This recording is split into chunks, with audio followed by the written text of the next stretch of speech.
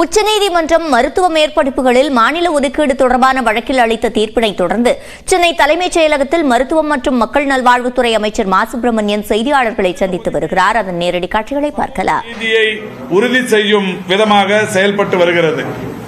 எனவே தமிழ்நாட்டை பொறுத்தவரை சமூக நீதியை கடைபிடிப்பதில் இந்த இடஒதுக்கீடு என்பது இன்றியமையாத ஒன்றாக தொடர்ந்து இருந்து வருகிறது. இந்த தீர்ப்பு செயல்படுத்தப்பட்டால் மாநிலத்தின் உரிமைகள் பாதிக்கப்படுவதுடன் மாநிலத்தின் உள்ஒதுக்கீடுகள் பாதிக்கப்படும்.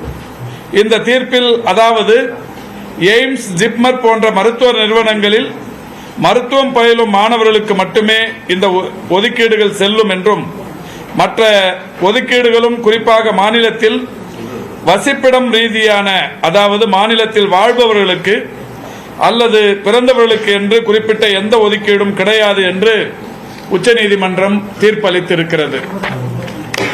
இந்தியாவிலேயே தமிழ்நாட்டில்தான் மருத்துவ கட்டமைப்பு அதிகமாக இருக்கிறது.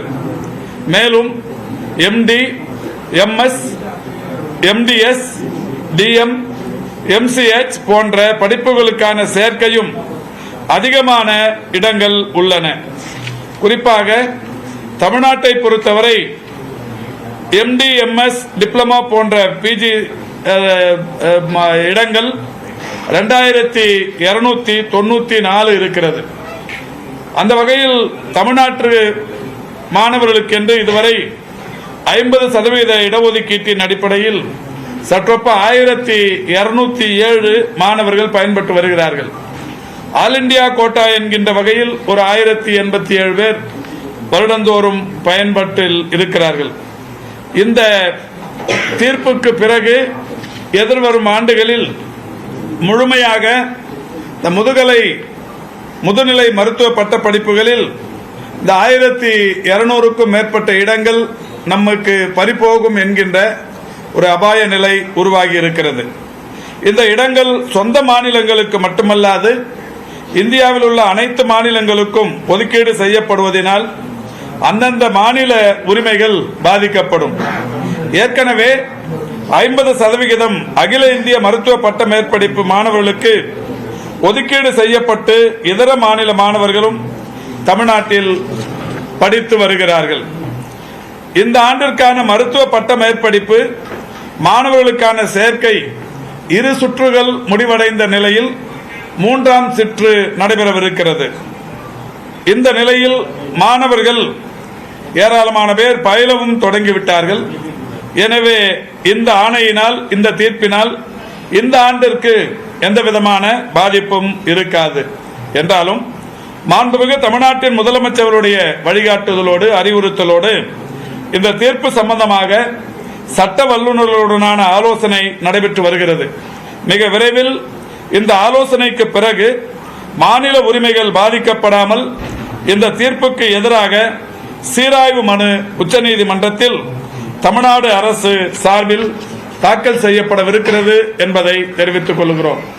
மருத்துவ படிப்புகளை பொறுத்தவரை அது யூஜியாக இருந்தாலும் பிஜியாக இருந்தாலும் ஏற்கனவே தமிழ்நாட்டில் 15% இளங்கலை மருத்துவ இடங்களை பொறுத்தவரை 15% நேஷனல் ஆல் இண்டியா கோட்டா என்கின்ற வகையில் தரப்பட்டு வருகிறது. பிஜியில் 50% தரப்பட்டும் வருகிறது.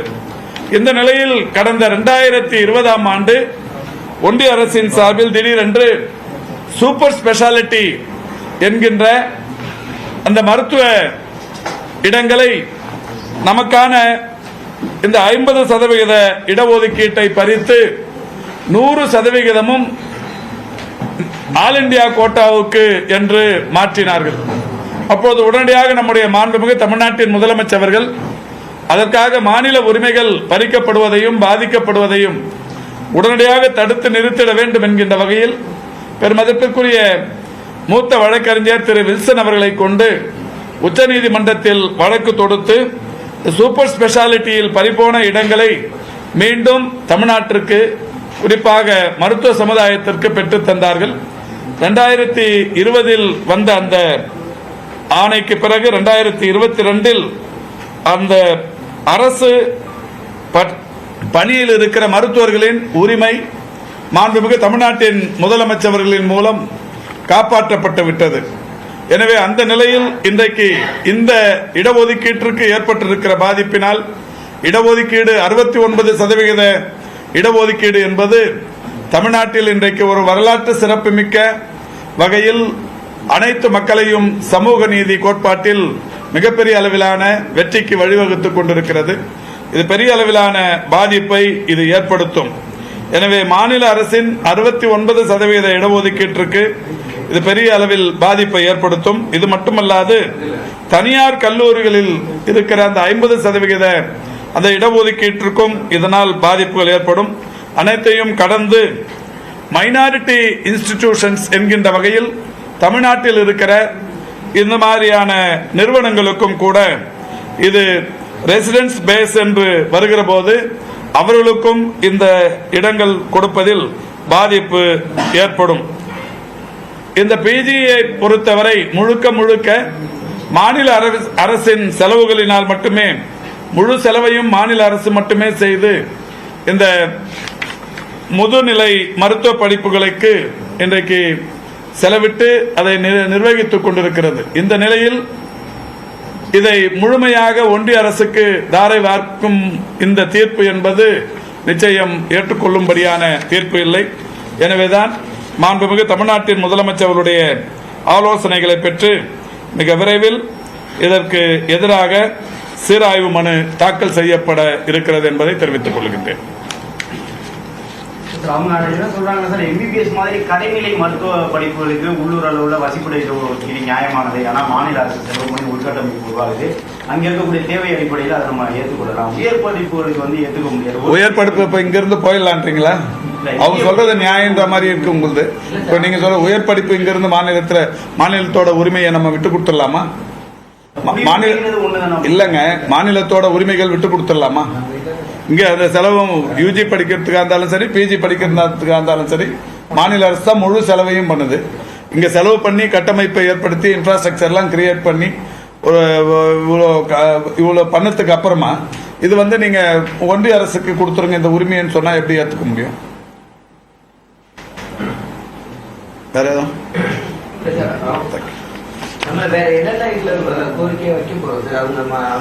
சட்ட வல்லுநர்களுடன் கலந்து ஆலோசனை செய்து இதில் இருக்கிற இப்ப தீர்ப்பு நேற்றுக்கு காப்பி வந்திருக்கு.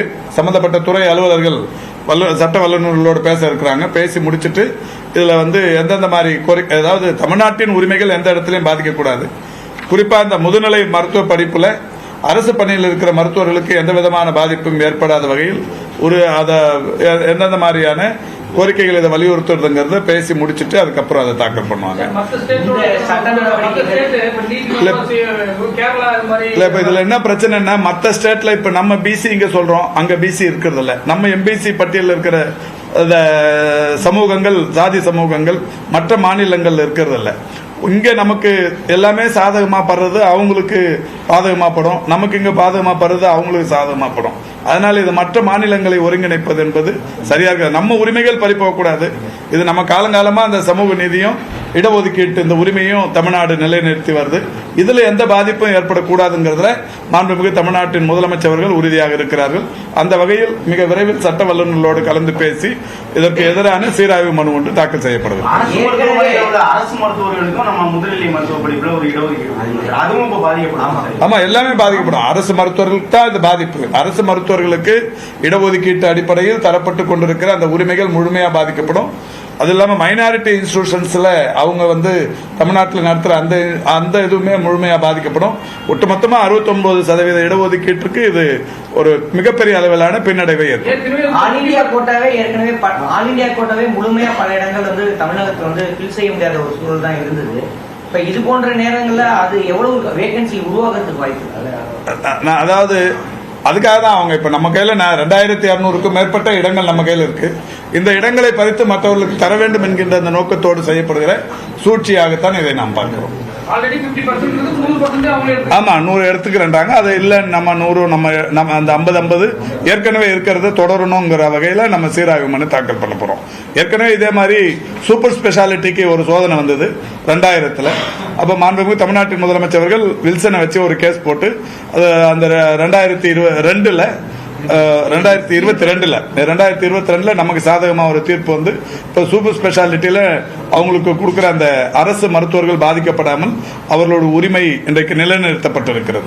அது மாதிரி இதுவுமே தமிழ்நாட்டின் மருத்துவர்களுக்கு, முதுநிலை மருத்துவர்களுக்கு எந்த விதமான பாதிப்பும் வராமல் அதை சீர் செய்வதற்குரிய நடவடிக்கைகளை இந்த அரசு எடுத்து வருது. இந்த ஆண்டு அந்த முதுகலை படிப்புக்கு வந்து இந்த ஆண்டு இல்ல, இப்ப ஏற்கனவே 2 ரவுண்டு முடிஞ்சிருச்சு, இப்போ 3rd ரவுண்டு போயிட்டு இருக்கு.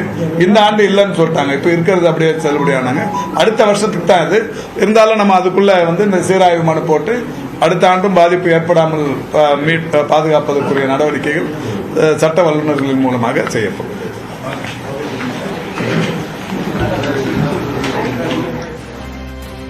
உச்சநீதிமன்றத்தின் தீர்ப்பால் இந்த ஆண்டு முதுநிலை மருத்துவ படிப்புக்கான இடஒதுக்கீடு என்பது பாதிக்கப்படாது என்றும் மேற்கொண்டு சீராய்வு மனுவை தாக்கல் செய்ய இருப்பதாகவும் தற்போது அமைச்சர் மா சுப்பிரமணியன் கூறியிருக்கிறார்.